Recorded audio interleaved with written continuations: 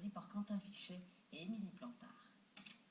Une façade du 19e siècle, 4 dépendances, 22 chambres en tout. Ce château normand est à vendre, 469 000 €.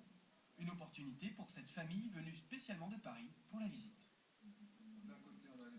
Pour le même prix, on a un petit appartement de 50, 60 mètres carrés bien placé dans Paris. Tout le monde a sa propre salle d'eau. Avec ces nouveaux prix, on voit une nouvelle clientèle. La classe moyenne s'intéresse à ce patrimoine, vient visiter, se projette et est prêt à investir.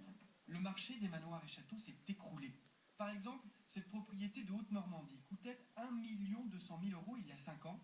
Elle a été vendue 500 000 € il y a quelques mois.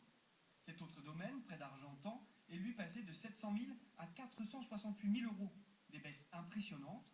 Pour ce conseiller en immobilier, l'explication est mécanique. Depuis la crise de 2008, la demande a diminué, mais pas l'offre.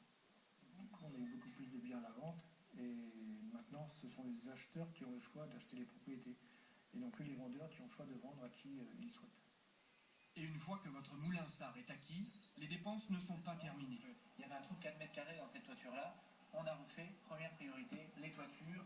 Depuis 2 ans, Guillaume se consacre à la réhabilitation de ces 900 mètres carrés. Entretien et rénovation d'un château coûterait tous les ans 10% de son prix d'acquisition.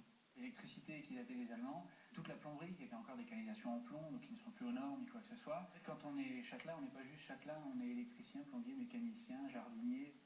Et entrepreneur. Pour financer une partie des travaux, Guillaume organise des concerts ou des fêtes. Cet été, 16 mariages auront lieu ici.